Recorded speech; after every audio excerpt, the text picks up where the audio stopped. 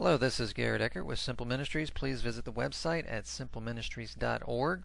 And in this video we're going to review a news commentary on an abortion argument that because people are going to try to abort their children, whether legally or illegally, therefore we should make it legally. Let's take a look. A study by the Texas Policy Evaluation Project looked into... You gotta love that name, just totally trying to obfuscate, what they're really about. The new restrictions on abortion clinics in Texas to see what kind of impact it's having on women in the state. And the results of their study are devastating to say the least.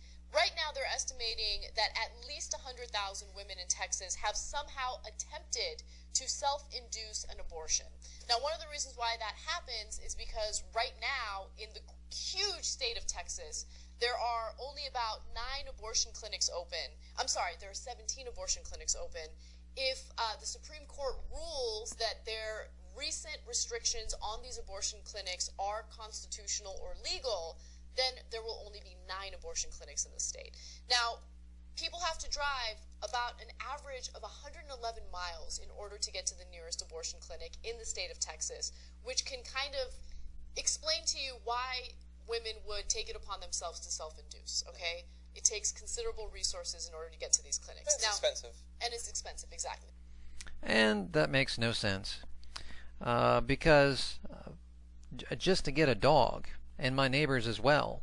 My mom's dog recently died, and we drove 2+ hours to get her just the kind of dog that she wanted to get. And my neighbors did the same thing. And so these folks can't drive 2 hours for a medical procedure, which people do all the time. They go, because some specialist lives somewhere else, does their procedures, and they make the trip. Doesn't make sense either if we take a look at a map of Texas, just typed in abortion clinics, and we see that right here in the Dallas-Fort Worth area they have them, and in Houston, this is where most people are going to live, but even in sort of remote areas they have them. So that number probably is incorrect just as much as the rest of the study is. Well, let's get to the heart of the argument here at the 318 mark. Laws that get passed. And here's apparently these are just truths about humanity. There are certain things that you can, and everybody does, try to control by outlawing it, that people will not be controlled on. Prostitution, drug and alcohol use, abortions. There might be one other, but those are things that you can ban them if you want. Video games too. That's the new one. That's the newest one by a few thousand years. Sorry. That you cannot ban. And so because people will try to do those things regardless, and it will likely be more dangerous than it would be if it was legal. Like, for instance, illegal prostitution leads to pimping and that sort of thing, sexual slavery. Illegal drugs and alcohol lead to cartels and moonshine and things like that.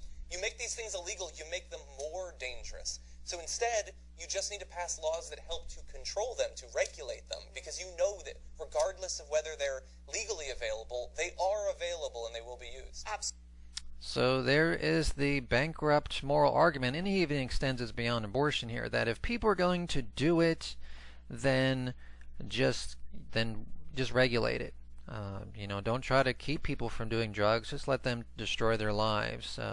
If people are going to engage in prostitution, oh yes, just let these folks destroy their lives doing that as well, with ruining their marital relationships, ruining their health, doing that. And then we're going to do this with abortion too, never even considering, alright, he's not even making the point, is it a baby? Is it a human life? Well, if people are going to do it anyway, just let them kill their own children. And here we just get a sense of how liberals make their moral decisions. They just don't even think about it. And let's conclude here. I do want to talk about the methodology just very quickly. So 1.7% of the women, remember this is based on self-reporting, said that they had themselves tried to self-induce.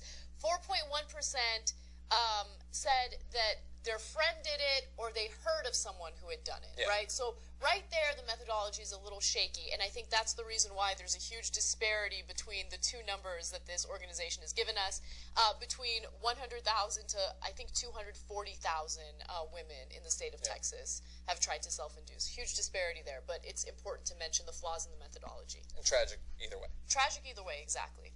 A study by... Yes, appealing to studies period seem to be tragic in that the methodologies are flawed more often than not. And how about they don't even talk about how many were successful in actually terminating their child, because every abortion is a tragedy in that it ends the life of an innocent human being. And if these women take it upon them, at least they have a choice in the matter, whether they want to take this danger upon themselves. And when are they doing it over? Because according to them, they don't want to drive 2 hours, which I already showed isn't even the case.